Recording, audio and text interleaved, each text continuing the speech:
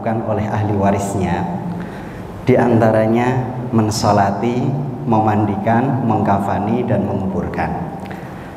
Di tradisi kita, setelah itu ada beberapa kewajiban yang nampaknya banyak yang diabaikan oleh masyarakat.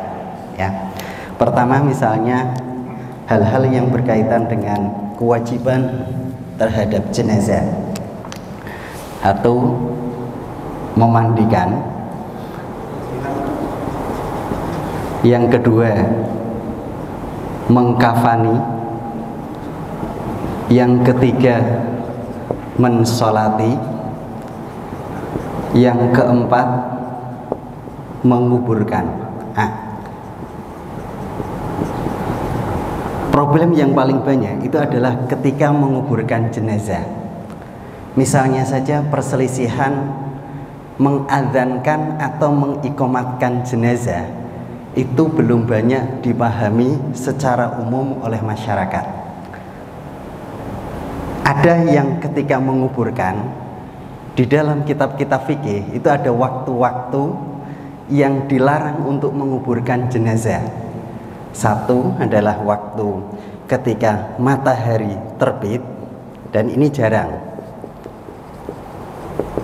Yang kedua, ketika istiwa, matahari tepat di atas kepala. Yang ketiga, ketika matahari tenggelam. Ini lumayan banyak, Pak. Misalnya meninggalnya sore, dipaksain sholat setelah asar. Setelah asar kok masih sholat? Boleh, karena sholat jenazah masuk dalam bukan bagian sholat sunnah, tapi sholat wajib. Kemudian setelah asar dipaksakan, kemudian waktu masuk kubur itu sudah mendekati waktu maghrib. Dan waktu istiwa itu juga tidak sedikit, Pak. Waktu istiwa itu kalau di pesantren-pesantren klasik itu ada 2 jam. Jam 1 jam istiwa, jam 1 waktu Indonesia, ya. Selisihnya itu sekitar 15 sampai 20 menit dari waktu normal. Maka itu terjadi pergeseran terus. Waktu istiwa itu kalau dilihat secara langsung ketika matahari persis di atas kepala. Kemudian setelahnya yang terjadi perselisihan lagi itu adalah mengadzankan jenazah.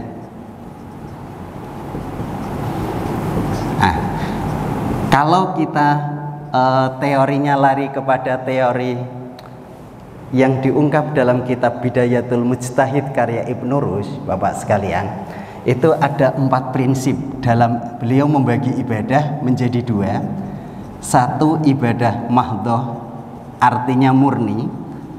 Ini disebut juga mangkulatil makna, ibadah yang di luar jangkauan akal manusia. Ada ibadah yang disebut ibadah ghairu mahdhah, ya, yang disebut makulatil makna. Makulatil makna itu artinya masuk akal, ya. Makna secara akal bisa dinalar. Dalam ibadah mahdhah beliau tidak menyebutkan jenisnya, tapi menyebutkan prinsipnya. Jenisnya diserahkan kepada orang yang memahaminya. 1, harus ada dalil perintah. Yang kedua, harus berpola kepada contoh Rasul. Berpola kepada contoh Rasul. Yang ketiga, bersifat suprarasional, di luar jangkauan akal. Yang keempat, asasnya taat. Karena mengadzankan jenazah ini masuk dalam kawasan ibadah mahdhah, maka sebagian besar ulama menolak untuk mengadzani jenazah. Dari mana orang yang mengadzankan jenazah mengambil dalilnya? Ini yang harus kita pahami juga. Kita tidak bisa menyalahkan secara langsung ketika menggunakan teori dari Ibnu Rushd karya kitab Bidayatul Mujtahid. Yang mengadzani jenazah itu memahami dalilnya diambilkan dari dalil namanya qiyas. Karena rukun sumber Islam itu diambil dari Al-Quran pertama. yang kedua hadis, yang ketiga kias, yang keempat ijma. Nah, kiasnya adalah kalau bayi lahir itu kemudian diadzani, maka ketika meninggal juga harus diadzani. Manfaatnya apa? Memudahkan jenazah menjawab pertanyaan dari malaikat mungkar dan nakir. Ini dalil ulama yang memegang teguh mengadzankan jenazah.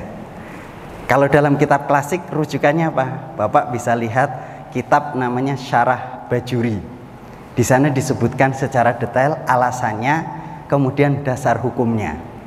Nah, sementara tidak semua ulama sepakat tentang kias dalam ibadah itu bisa dijadikan patokan dasar yang disepakati. Ada ulama besar penganut madhab Syafi'i namanya Ibnu Hajar Al-Haytami. Ini kalau bapak-bapak dengar ceritanya siapa? Al-Haytami ya. Beliau itu berguru hampir 40 tahun, ternyata masih gendeng juga Pak. Masih nggak paham ngaji bahasa Arab, kalau kita ibaratnya gitu, sudah bertahun-tahun nggak paham juga. Pengennya bisa bahasa Arab, pengennya bisa baca Quran paham, tapi ternyata nggak bisa. Akhirnya dia putus asa, pergi ke hutan. Setelah di hutan, kebetulan hujan gede, masuk ke dalam gua. Di gua itu beliau melihat ada batu besar warnanya hitam, tiba-tiba ketetesan dari air dari atasnya dan berlubang Pak. Dari situ Ibnu Hajar Al-Haytami itu berpikir, kalau batu yang keras, hitam dan besar saja ketika ditetesin air terus-menerus bisa berlubang, apalagi hati manusia. Dia kembali kepada gurunya, memohon ridhonya, mohon maaf, kemudian dibukakan seluruh ilmu-ilmu yang belum dia ketahui. Jadilah orang alim, namanya Ibnu Hajar Al-Haytami. Ada juga Ibnu Hajar Pak Al-Asqalani, beliau yang menulis kitab-kitab hadis ya, seperti kitab Syarah Al-Bukhari, Bulughul Maram, itu ditulis oleh Ibnu Hajar Al-Asqalani, ahli hadis. Tapi kalau Ibnu Hajar Al-Haytami itu ahli fikih Pak. Beliau termasuk orang yang menolak mengadzankan jenazah. Kalau di kita ada Ustadz Abdus Somad, ada Ustadz Adi Hidayat, ada Ustadz siapa Pak? Buya Yahya.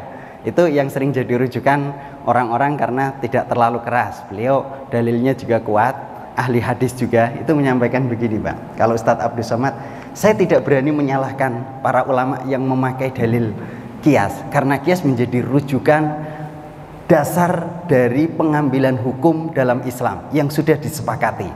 Meskipun dalam ibadah banyak yang berselisih ketika menggunakan kias, tetapi mereka menggunakan dalil yang benar. Tetapi kalau saya nanti meninggal, tolong saya jangan diadzani. Itu kata Ustadz Abdus Somad. Kalau kata Ustadz Adi Hidayat, itu jangan terlampau soleh melakukan sesuatu yang tidak dilakukan oleh Rasul. Harusnya kalau mengikuti dalil itu kan ada dalil perintahnya, hadis Nabi dalam artian, ada contoh Rasulnya. Kalau nggak ada contoh Rasul, ada contoh sahabatnya Pak ya. Kemudian kalau Buya Yahya, beliau karena menghadapi masyarakat yang heterogen dan awam, itu cenderung memahami begini Pak, kalau di suatu wilayah sudah berjalan cara mengadzani jenazah, maka untuk meredam konflik, karena juga ada dalilnya, silahkan dilakukan. Tapi bagi wilayah-wilayah yang tidak dilakukan adzan jenazah, maka lanjutkan. Ini manajemen konflik Pak dalam berdakwah ya, pendekatannya kayak gitu ya. Jadi sekali lagi, mengadzankan jenazah itu hampir sama dalilnya diperselisihkan seperti qobliyah Jumat Pak.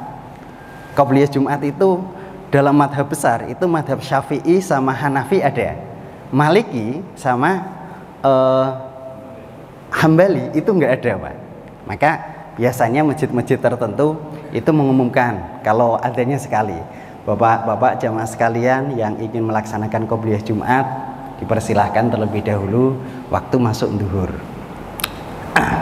Kalau yang tidak itu ya adzan langsung masuk langsung adzan. Ada yang adzan 2 kali, itu yang hampir pasti melaksanakan ya. Jadi tinggal keyakinan kita, dalil kita. Dalilnya itu ada yang memakai kias, Pak. Ada yang memahami secara berbeda. Jadi ketika Nabi sedang berkhutbah, ada sahabat namanya Sulaik Al-Ghatafani. Beliau langsung masuk ke masjid, di Masjid Nabawi, langsung duduk. Ditegur oleh Rasulullah, "Ya Sulaik, apakah engkau sudah sholat 2 rakaat?" Gitu. "Belum ya Rasul." "Maka berdiri dan kerjakanlah secara cepat." Nah, itu dalam riwayat At-Tirmidzi. Dalam riwayat Ibnu Majah itu ada sebutannya, tambahannya, "Apakah engkau sudah sholat di rumah?" Gitu lah. Nah, kata sholat di rumah itu tidak bisa dipahami kalau sholat itu adalah sholat tahiyatul masjid, ya.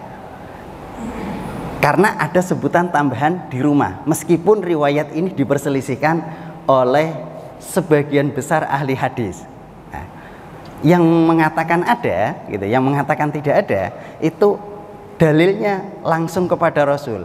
Rasul itu ketika Jumat, beliau masuk rumahnya berdekatan dengan masjid. Masuknya itu paling akhir mendekati waktu zuhur. Beliau salat tahiyatul masjid, habis itu masuk waktu zuhur, Bilal mengumandangkan azan, beliau langsung naik ke mimbar. Kapan salat Jumatnya? Mungkin di rumah. Kalau di rumah, istrinya itu harusnya pernah menyaksikan, meskipun hanya sekali atau 2 kali. Siapa? Ya, Ibunda Aisyah, kemudian Ummu Salamah atau yang lainnya, mesti pernah menyaksikan walaupun sekali. Tapi tidak ada satupun riwayat dari istri-istri beliau yang pernah mengatakan itu, ya. Nah, itu berdasarkan dalil, Pak. Makanya yang dalil Sulaik Al-Ghatafani itu dipahami oleh orang yang tidak mengerjakan qobliyah Jumat itu sebagai salat tahiyatul masjid. Jadi kalau salat tahiyatul masjid, orang masuk masjid kemudian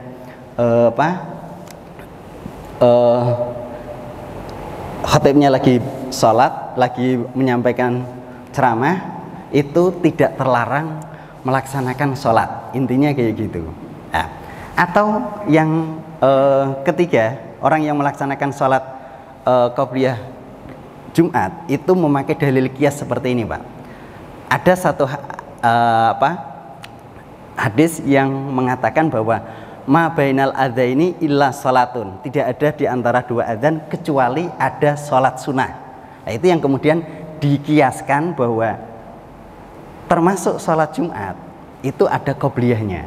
Nah, makanya sampai sekarang namanya terjadi khilafiyah. Tinggal sikap biasanya ditentukan oleh pengurus masjid atau kebijakan masjid tersebut. Kalau adanya 2 kali hampir pasti, gitu. Hampir pasti ada qobliyahnya. Tapi kalau adanya cuma sekali, ada yang memberikan kesempatan, ada yang tidak. Nah, disinilah para ulama itu memberikan kebebasan. Nah, setelah terus ini kembali menguburkan yang baik itu bagaimana? Menurut ulama yang moderat, Pak, ternyata menguburkan jenazah yang paling baik itu adalah ketika berkumandangnya azan di waktu-waktu salat. Jadi tidak perlu diadzani, tapi pas masuk ke lubangnya, pas bertepatan dengan kumandang azan. Nah, cuma di kita itu mengambil dalil yang lain yang kemaslahatannya lebih besar, Pak. Misalnya meninggalnya hari Jumat, karena ingin didoakan oleh orang banyak, maka sholat jenazahnya setelah sholat Jumat. Kenapa? Ada dalil yang mengatakan bahwa orang yang melaksanakan mendoakan jenazah lebih dari 40 orang atau 3 baris, 3 shaf, itu dosa-dosa jenazah tersebut akan diampuni oleh Allah. Maka semakin banyak yang mensolatkan, makin besar kemungkinan dosa-dosa dari jenazah tersebut diampuni. Nah, itu jadi kadang kita mengambil satu dalil tapi meninggalkan dalil yang lain, itu nggak apa-apa selama ada dalam kemaslahatannya. Nah, setelah dikubur, Pak, itu ada beberapa hal yang harus dilakukan. Pertama, berkaitan dengan tajhizul janais. Ada 4 lagi setelah mengubur. Ini 4 ini wajib ketika sudah meninggal. Setelah meninggal itu ada namanya yang sering dilobakan, tajhizul janais. biaya penguburan jenazah termasuk hal-hal yang berkaitan dengan tanggung jawab jenazah. Ini misalnya Pak, ketika dirawat di rumah sakit habis berapa, ketika dia sakit kemudian berobat kemana saja, itu selama masih bisa diambilkan dari harta almarhum, itu diambilkan dari almarhum. Kalau anaknya ingin membiayai, itu menjadi nilai bakti bagi mereka. Setelah ini ada ibadah-ibadah yang juga harus diperhatikan oleh ahli warisnya. Misalnya sholat. Kalau almarhum pernah meninggalkan sholat, bagaimana pandangan para ulama menghadapi sholat yang ditinggalkan oleh orang yang meninggal tersebut? Setidak-tidaknya dalam kitab I'anatut Thalibin, Pak, itu ada 5 pendapat. Ya, saya menyampaikan 4 pendapat saja, gitu. Kalau yang satu saya agak sedikit lupa. Yang 4 ini saya yakin benarnya. Ya, pertama, menurut mayoritas ulama, ketika orang meninggalkan sholat, itu hukumnya tidak diganti dengan qadha, tidak pula diganti dengan fidyah. Itu mayoritas pendapat pertama. Ya. Tidak ada qadha, dan tidak ada fidyah. Yang kedua, wajib diqadha. Ini menjadi pendapat mayoritas kaum cendekiawan atau mujtahid di kalangan Imam Syafi'i. Dari mana dalilnya? Dalilnya diambil dari kias tadi, Pak. Riwayat Imam Al-Bukhari bahwa ketika seseorang meninggal, yang ditinggalkan adalah ibadah puasa, maka wajib bagi ahli warisnya atau walinya menggantikan puasa tersebut. Soma anhu waliyuhu, dalam riwayat Bukhari itu. Karena di puasa itu disuruh untuk mengganti, salat itu sama-sama ibadah mahdho, maka boleh kemungkinan wajib juga diqadha seperti puasa. Dalilnya pakai dalil kias, Pak. Karena dalilnya kias, sekali lagi itu diperselisihkan oleh para ulama, kan ya. Jadi berarti di situ. Gitu. Jadi kalau puasa wajib, berarti salat juga wajib.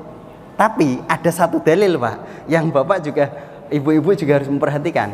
Nabi itu menyuruh Ibunda Aisyah mengqadha puasa karena haid, tapi tidak menyuruh mengqadha salat waktu haid. Nah, itu juga gitu loh. Jadi Nabi menyuruh Ibunda Aisyah mengqadha puasa saat haid, tetapi tidak menyuruh mengqadha salat waktu haid. Nah, itu juga jadi dalil yang bisa menolak dalil ini, gitu. Mohon maaf, Pak ya. Saya dulu minta Pak Faisal itu minta tolong, Bapak kan sudah ngajar usul fikih, tolong fikihnya diperjelas sehingga masalah-masalah yang berkaitan dengan umat itu bisa dipahami. Meskipun resikonya, Pak, resikonya kalau nggak sepaham dengan jamaah atau dengan pengurus masjid yang ngajar fikih itu biasanya diberhentikan, Pak. Itu resiko kenapa fikih itu tidak diajarkan di banyak masjid-masjid. Lebih aman ngajar hadis, ngajar akhlak, ngajar tafsir, itu lebih enak, Pak. Tapi kalau ngajar fikih misalnya berkaitan dengan ru'yatul hilal, ya. Kebetulan ini Muhammadiyah, ini NU, pengurusnya NU, yang nerangin Muhammadiyah, kan beda, Pak, jalurnya. Itu bisa jadi konflik, Pak. Makanya banyak ustadz-ustadz yang dalam tanda kutip mencoba ini sebagai selingan aja. Selingan itu artinya kalau ditanyakan dijawab, tapi kalau tidak ditanyakan dibahasnya tidak detail.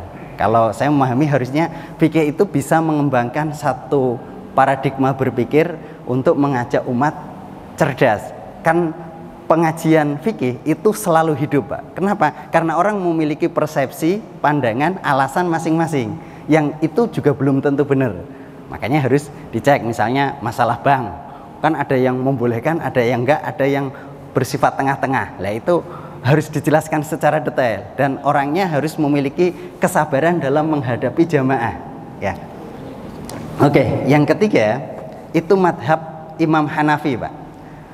Wajib mengkodok sholat kalau ini, Pak, kalau ada harta yang ditinggalkan, namanya harta warisan atau tirkah, Pak.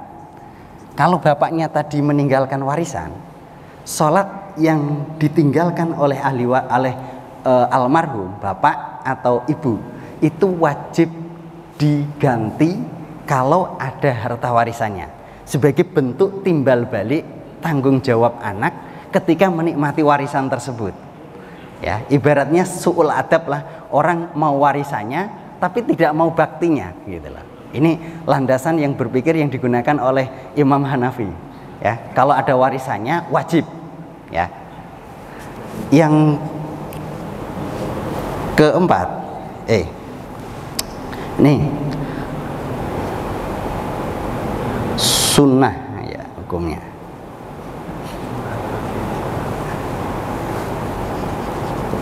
Sunnah mengkodok sholat atau mengganti dengan fidyah jika ada wasiat. Hari Pak, mengkodok sholat atau fidyah ini. Hari ini yang keempat, Pak. Empat yang madhab Hanafi. Yang ketiga tadi salah, Pak. Sunnah mengkodok sholat atau fidyah jika ada wasiat yang ditinggalkan oleh orang yang meninggal. Jadi mengkodok atau fidyah itu harus dilakukan kalau ada wasiat. Nah, kalau madhab Hanafi kayak gitu, Pak. Menyembelih korban itu boleh untuk almarhum kalau ada wasiat. Kalau nggak ada wasiat nggak perlu, ya. Terus kalau ini tadi wajib mengkodok atau fidyah kalau ada harta warisan. Nah, cuma Pak, satu sholat itu dihargai dengan 1 mud, Pak. Ini pendapat ulama lagi, ya. 1 mud itu sama dengan 7,5 on. Atau ada yang memahami langsung 8 on, ya. 1 mud. Kalau dikasihkan berupa beras saja, Pak, manfaatnya nggak ada. Bapak dikasih beras, berasnya beras mentah, kira-kira dimakan enggak? Ya enggak mungkin dimakan. Untuk beras bisa manfaat, itu harus ada apanya? Ya harus ada lauknya, harus ada gasnya, ada lain-lainnya. Maka ijtihad ulama Nusantara, ya, ulama berdasarkan local wisdom atau kebiasaan adat masyarakat, beras itu dimasak, Pak. Dimasak, terus dikasih lauk. Nah, setelah dikasih lauk, ya, kemudian dikasih tambahan makanan yang lainnya, itu diundang orang yang ada di sekitarnya yang dulu pernah berinteraksi sambil berkumpul, mendoakan, kemudian keluarga juga meminta maaf, menyampaikan maaf kalau ada salah, dan kalau ada hutang disampaikan, tolong disampaikan kepada kami. Nah, itu meskipun ada yang berbeda pendapat, Pak, ada yang membolehkan, ada yang tidak, itu alur pemikirannya asalnya dari sana, Pak, ya.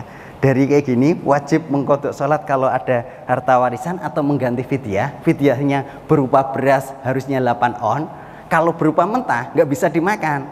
Yang terima orang-orang miskin. Ya, akhirnya gimana? Dimasak dulu, dikasih lauk, dikasih telur, dikasih barang bawaan yang lain, baru dibagi. Kalau dibagi kan tinggal makan, Pak. Gitu. Nah, itu menurut ulama-ulama kita yang dulu itu lebih bermanfaat daripada dikasih beras mentah saja, Pak. Ya. Kalau beras mentah itu yang yang lapar tetap lapar gitu loh. Yang tidak bisa makan tetap tidak bisa makan, tapi kalau sudah dimasak yang lapar itu bisa kenyang. Ya.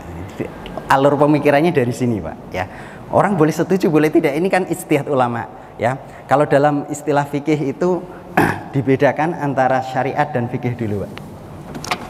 Nih, kalau Bapak ada pertanyaan dan tidak setuju boleh angkat tangan, Pak, ya. Kita ini istilahnya curhat, Pak, ya. Ada fikih, Pak, dalam agama kita itu ada syariat dan ada fikih, Pak. Nah, Yang saya sebutkan ini adalah bagian dari fikih. Syariat itu artinya jalan terang yang luas dan lebar serta lurus. Orang yang masuk ke dalamnya itu tidak pernah tersesat, Pak. Jadi kalau dulu saya nanya Bang Ujang, Bang, kalau mau ke Ragunan itu lewat mana? Nyari aja sampai Mampang Perapatan, habis itu merem lurus saja nyampe Ragunan. Ibaratnya jalan tol itu jalan lurus, lebar, luas. Orang yang melewati itu tidak akan tersesat, Pak. Nah, ini jalan terang. Tapi fikih gitu loh. Sebaliknya, Pak. Jalan sempit yang berganggang, berbelok-belok. Hanya orang yang tahu dan paham saja yang bisa mencapai tujuan. Kalau Bapak misalnya ini Mas Rum tinggalnya di Cipinang penjara sana, masuk ke belakang Masjid Babu Salam, jalannya kelak-kelok, gangnya banyak, masuk ke situ, kalau nggak nanya nggak bisa keluar. Ibaratnya gitu. Yang bisa keluar itu orang yang paham orang di situ, gitu loh. Jadi maka di sini namanya prinsip fikih itu harus paham, namanya pemahaman. Gitu. Kalau tadi ini kan jalan terang, Pak. Jalan terang itu semua orang yang lewat di situ mesti nyampe tujuan dan sama, Pak. Nah, kemudian kalau yang jalan berliku-liku, belok-belok, kecil-kecil, itu yang bisa paham lewat hanya orang-orang yang sudah memahami jalan rute tersebut. Maka diartikan pemahaman. Yang kedua, syariat itu berasal dari Allah dan Rasul-Nya. Sementara fikih itu adalah ijtihad dari ulama. Usaha ulama menjelaskan kepada umat, karena di Quran dan hadis itu tidak ada, Pak. Misalnya hukum rokok. Rokok kan nggak ada, Pak, di Quran, di hadis. Lah itu dijelaskan berdasarkan ilmu kedokteran, berdasarkan ilmu etika, berdasarkan ilmu fikih dijelaskan. Muncullah satu kesimpulan hukum makruh dan haram. Misalnya makruh itu perkara larangan sifatnya halus, haram juga larangan tapi sifatnya tegas gitu. Yang ketiga, karena ini berasal dari Allah dan Rasul-Nya, maka kebenarannya bersifat pasti. Kebenarannya pasti atau mutlak. Sementara fikih itu kebenarannya bersifat nisbi atau bersifat lawannya mutlak apa, Pak? Nisbi. Terus bersifat relatif ya, relatif ya. Bisa benar bisa salah, tapi kalau salah ulama gimana? Dia tetap berdapat pahala, Pak. Pahala apa? Pahala usaha menjelaskan kepada umat. Kalau benar dua-duanya, dia mendapatkan dua pahala, pahala kebenaran dan pahala menjelaskan kepada umat. Nah, terus yang keempat ini berlaku selama-lamanya, Pak. Berlaku selama-lamanya. Kalau ini sifatnya temporal. Kadang berlaku di suatu tempat atau suatu waktu dan lainnya ditinggalkan. Nah, itu, Pak. Kemudian di sini selanjutnya itu seluruh dunia itu mengerjakan syariat sama, Pak. Salat subuh 2 rakaat, zuhur 4 rakaat semuanya. Kalau fikih itu sifatnya berbeda, kayak tadi mengadhankan jenazah, memahami salat, orang meninggalkan salat ini. Ya. Ini tajhiyul janaiz harus diurus semua, Pak. Biaya pengurusan jenazah, biaya penguburan dan lain-lain. Kalau ada dari almarhum diambilkan dari situ. Tapi kalau nggak ada diambilkan dari mana, Pak? Kalau nggak ada baru ahli warisnya. Kalau memang ada tapi ahli warisnya ingin berbakti, ya silahkan. Yang kedua tentang hutang, Pak. Nih, yaitu janaiz, yang kedua hutang. Hutang itu sesuatu yang sensitif, karena banyak hadis yang menceritakan orang yang meninggal syahid pun itu tertunda di pintu surga gara-gara hutang. Nah, dalam memahami ini ada satu kitab yang ditulis oleh namanya Abu Lais As-Samarqandi, Pak. Namanya kitabnya Tambihul Ghafilin. Beliau menyebut ada 3 hutang yang akan ditanggung oleh Allah, dan itu kemudian dikuatkan dengan sebuah hadis qudsi, Pak. Nah, 1 itu langsung disebut oleh Al-Quran justru. Surat At-Taubah ayat 60, Pak. Gharim, orang yang menjamin pembangunan suatu tempat ibadah atau tempat sosial yang bermanfaat untuk masyarakat karena kekurangan dana, dia yang menjadi penjamin utamanya, yang tanda tangan ke material atau ke bank, tapi sampai wafatnya itu tidak bisa membayar. Ya.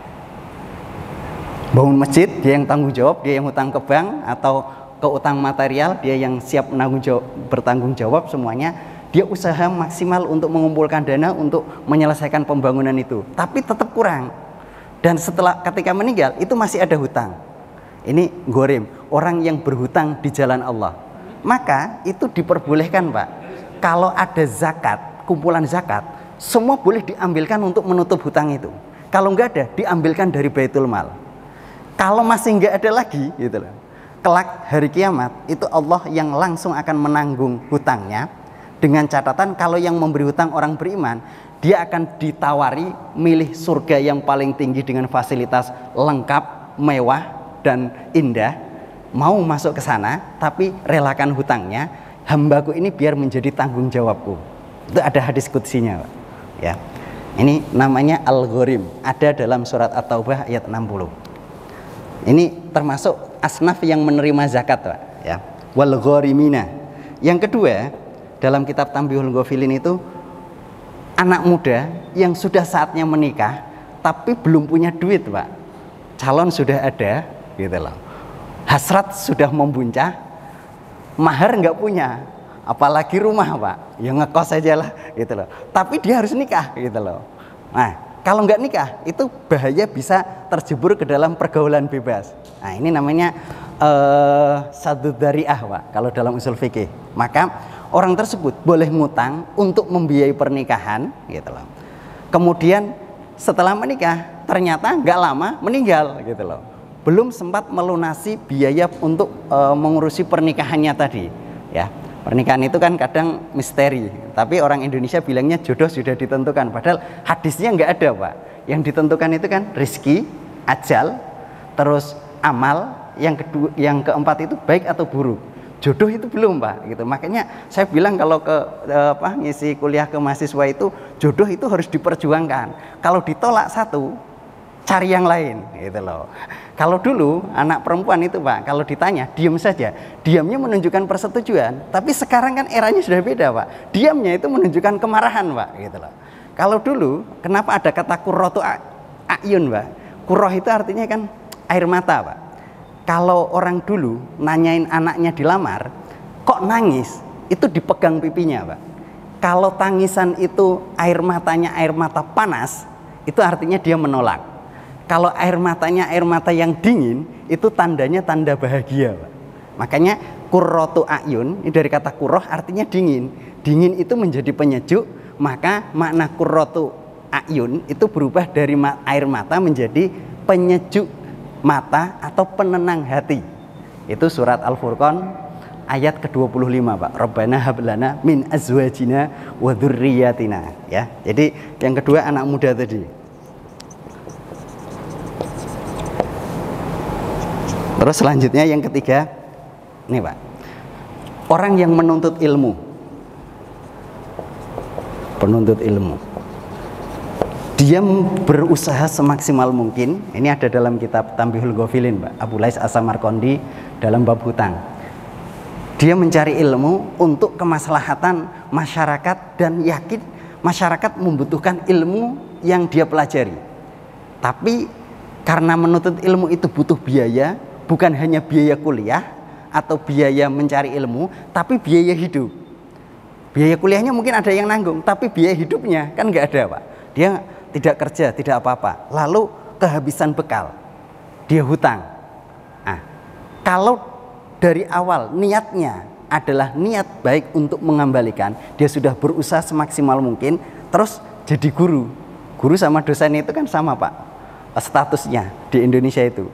Namanya ibadah sosial, Pak. Apalagi swasta. Nggak jauh dari kita itu ada perguruan masuknya 40 juta, gaji gurunya cuma 2,5, Pak. Nggak usah jauh-jauh dari Bobu Salam ini aja, Pak, gitu. Berarti memang biaya pendidikan itu tinggi, gitu loh. Apalagi berkaitan dengan dinas. sekali itu Pak, sekali apa menaikkan rating apa yang A, B, C itu apa Mas Mamat? Akreditasi. Itu kalau satu jurusan Pak, saya nanya di universitas yang saya ngajar, itu harus menyediakan uang 50 sampai 100 juta. Satu jurusan Pak. Kalau 10 jurusan, 1 miliar buat hanya untuk mendapatkan nilai akreditasi itu aja Pak. Itu kan luar biasa. Yang ditekan akhirnya apa? Ya gaji yang ngajar. Itu makanya swasta saya bilang nanti kalau 2039 saya jadi Menteri Pendidikan dan Kebudayaan, doakan gitu. Saya bisa merubah ini, ya, bilang gitu. Kan guyonnya harus gitu Pak. Menghayal itu nggak usah pendek-pendek, harus tinggi kan Pak. Udah ya, udah. Satu lagi Pak ini. Penuntut ilmu. Yang keempat itu adalah pemimpin keluarga. Kepala keluarga yang tidak rela anak istrinya memakan haram, tapi penghasilannya pas-pasan. Kayak sekarang ini kan sulit semua Pak. UMKM menengah ke bawah itu hasilnya jauh dari yang diharapkan. Jamaah kita Pak Mu'alif itu buka apotek 3 Pak, yang 2 tutup, nggak memenuhi untuk operasional aja nggak mencukupi. Itu apotek Pak, padahal untuk kesehatan kan. Terus Ustadz Muhaimin buka di sini sama di sana deket pasar aja Pak, nyewa ruko 70 juta untuk operasional saja nggak nutup Pak. Jadi tingkat konsumsi masyarakat kita jauh lagi menurun drastis Pak. Bobu Salam itu biasanya pesta ada Pak. Ini selama dari tahun baru sampai ke sini itu hampir nol Pak, nol acara Pak, gitu loh.